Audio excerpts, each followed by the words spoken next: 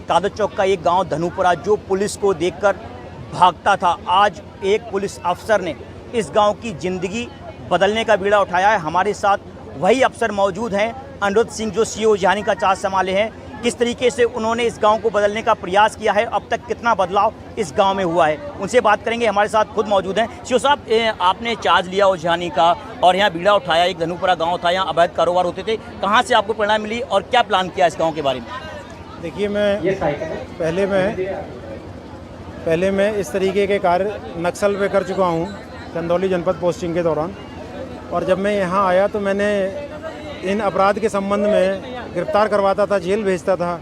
फिर मैंने इनके सामाजिक बारे में समझा कि इनकी सामाजिक विभेद क्या है, तो पाया कि 1856 में ये राजस्थान से माइग्रेट होके आए हैं और इनको आज तक जाति का दर्जा नहीं है। और इनके जो दादे परदादों ने गलती की, जो भी साधन नहीं रहे होंगे, बंजर ज़मीन पे जैसे मैं देखता हूँ बस गए होंगे उस समय आके, अभी विकास नहीं है तो उस समय कैसा विकास रहा होगा यहाँ। और इन्होंने चोरी को एक पेशे के रूप में बना लिया। महिलाएं देसी दारू बनाना शुरू कर दी, बच्चे अवैध तमंचा बनाना शुरू कर दिए और पुरुष हिंदुस्तान की विभिन्न प्रदेशों में जाके चोरी का अपराध करना शुरू कर दिए। आप यकीन करेंगे 40 आदमी विभिन्न जेलों में बंद हैं हिंदुस्तान की, इस गाँव के। बिल्कुल, नो डाउट सीओ साहब, आपने बेहतर काम किया है, लेकिन फ्यूचर प्लानिंग के लिए भी कुछ प्लान आपने किया होगा। जैसे कि आज आप हैं यहाँ, आगे चल के आप ना होंगे, ट्रांसफ़र है क्योंकि सर्विस में लगा रहता है, उसके लिए क्या प्लान किया है आपने? देखिए, मैं इनको अभी जितने टाइम भी हूँ इतना स्वावलंबी बना जाऊँगा कि इनको शायद, मुझे नहीं लगता किसी दूसरे की ज़रूरत पड़ेगी। जैसे मैंने अपने दोस्तों के सहयोग से आपको बताया, स्कूल पढ़ने जाने के लिए प्रेरित किया। ये 42 साइकिल उनको दे रहा हूँ दोनों गाँव की लड़कियों को, ताकि ये बड़ा स्कूल दूसरे गाँव में है, 10-12 किलोमीटर पड़ता है, वहाँ जाके पढ़ सकें। और डीएम साहब ने वादा किया है कि इसी गांव में आगे चल के स्कूल बड़ा दे देंगे। और जो विधवाएं हैं, आप यकीन मानो, उनके सामने कोई साधन ही नहीं था, तो उनको मैंने मास्क बनवा के और जो भी गाउन है डॉक्टर की, वो बनवा के मैं अस्पतालों में देने के लिए किया हूँ।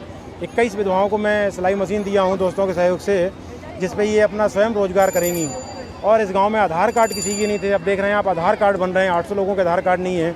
तो मनरेगा से डीएम साहब ने कहा है कि 3 महीने सबको काम मिलता है, उससे मिल जाएगा। प्लस यहाँ बंजर ज़मीन थी 730 बीघा, आप ही पत्रकार बंधुओं ने मुझे बताया, तो 730 बीघा ज़मीन के लिए यहाँ पे बहुत जल्दी 5-6 ट्यूबवेल डीएम साहब देने वाले हैं, ताकि इनको सिंचाई हो सकेगा और ये स्वयं कृषि कर सकेंगे, ताकि ये स्वयं निर्भर हो जाएंगे, ना किसी दूसरे के ऊपर निर्भर रहने की ज़रूरत नहीं पड़ेगी। सर, एक इम्पोर्टेंट पॉइंट है कि जो उत्तर प्रदेश के अलावा अन्य जिलों, अन्य प्रदेशों में भी कुछ क्रिमिनल्स हैं जो इस गांव के, वो जेलों में बंद हैं, उसके लिए सर क्या प्रयास आपकी तरफ से किए जा रहे हैं? उन लोगों को कैसे आप मुख्यधारा से जोड़ेंगे?